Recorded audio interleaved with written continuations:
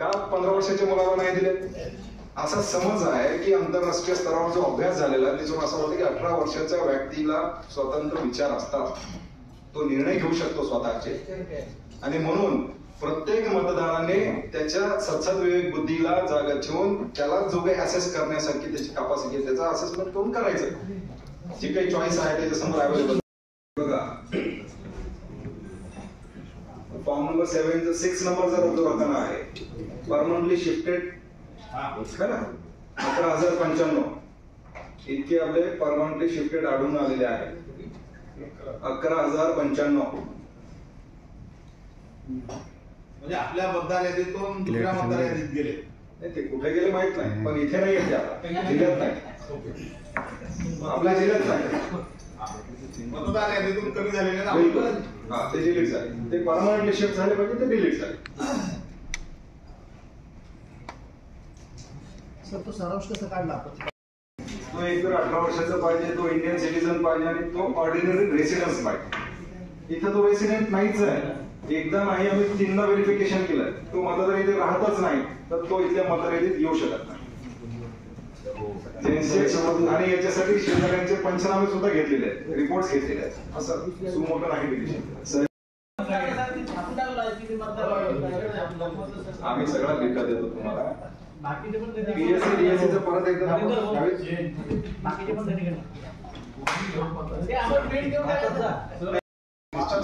वगैरे नाही. नावाचं डुप्लिकेशन ते सांगितलं की मी तुम्हाला. पीएससी डीएससी म्हणजे डुप्लिकेट.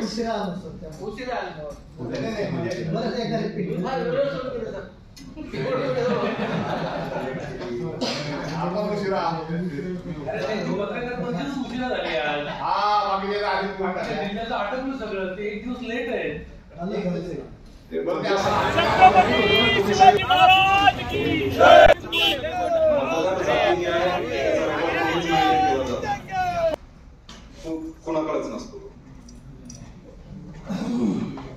ही सगळी अंतिम यादी आहे का आपली? हा, ही जी यादी आहे लोकसभेसाठीची ही अंतिम नाही, ही मूळ यादी. आता आणखी जे लोकांची नावं मतदार यादीमध्ये नाहीत त्या लोकांना सुद्धा, ज्याला कुणाला ती चॉईस हवी आहे त्यांनी, आता कसं आहे 40% पेक्षा जास्त असलेले पीडब्ल्यूडी वोटर्स, पीडब्ल्यूडी म्हणजे पर्सन विथ डिसेबिलिटी, हे आणि 18+ चे वोटर्स, यांना ज्यांना कुणाला वाटतं की मला पोस्टल बॅलेट हवंय त्यांच्याकडून तो तसा अर्ज यायला पाहिजे. त्याच्यामध्ये आहे की पीडब्ल्यूडी वोटर्स जे आहेत, ज्याला म्हणजे आपण अंध अपंग अशा स्वरूपाचे जे फिजिकली डिसेबल जे वोटर्स आहेत, पर्सन विथ डिसेबिलिटी ज्याला म्हणतो आपण, ते वोटर्स प्लस 80+ वयाचे जे वोटर्स आहेत, यांच्यासाठी सुद्धा ज्यांनी ऑप्शन दिला, सगळ्यांसाठी नाही, ज्यांनी ऑप्शन दिला केवळ त्यांच्यासाठी की मग पोस्टल बॅलेटच्या माध्यमातून मतदान करवलं जाणार आहे. त्याची तयारी आपल्याकडे झाली, आपल्याला यादी वगैरे त्याच्यासाठी जे तसा काही प्रॉब्लेम येणार नाही. शहरी आणि ग्रामीण संघनीय आहे ना माझ्याकडे. आता मतदारसंघ काही ग्रामीणचे जे आहे तसं बायफर्केशन आयोग पण मागत नाही आम्हाला.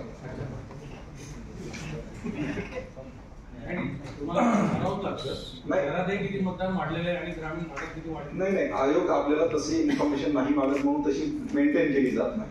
आपल्याकडे मतदारसंघीय माहिती आहे, किती मतदान केंद्र आहेत, कुठल्या मतदान केंद्रामध्ये किती पुरुष, किती स्त्री, किती तृतीयपंथी आहेत आणि ते मतदान केंद्र कुठे आहे, या सगळ्या डेटा आपल्याकडे असतो. पण त्याच्यामध्ये अर्बन, आता समजा सिल्लोड आहे, सिल्लोड मध्ये नगरपालिका पण आहे ना, तिथे जाऊन पाहणी केलेली आहे. खालचा नकारा तुम्हाला दिसतोय, खाली ब्लॉक दिला आम्ही की number of electors identified as duplicate dead permanently shifted असे 44,606 आढळून आले, ज्याच्यामध्ये मयत आहेत, डुप्लिकेट आहेत आणि परमनंटली शिफ्टेड आहेत. याच्यामध्ये फॉर्म नंबर 7 कलेक्टेड आहेत 6,001. म्हणजे हे पुन्हा number of electors found wrongly mark as expired, मयत असे रॉंगली मार्क झाले होते, ते रिटेन केले 476 आणि इलेक्टर्स फाउंड नॉट डुप्लिकेट असे 85.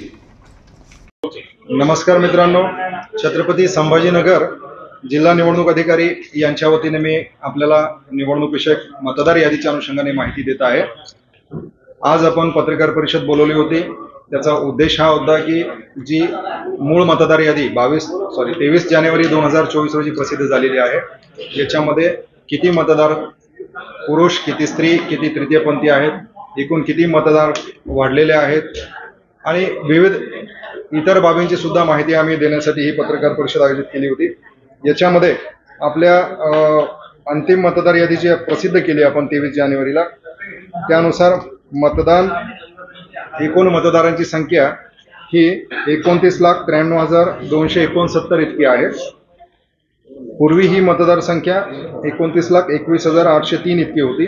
याच्यामध्ये 71,466 इतका नेट ॲडिशन झालेला आहे.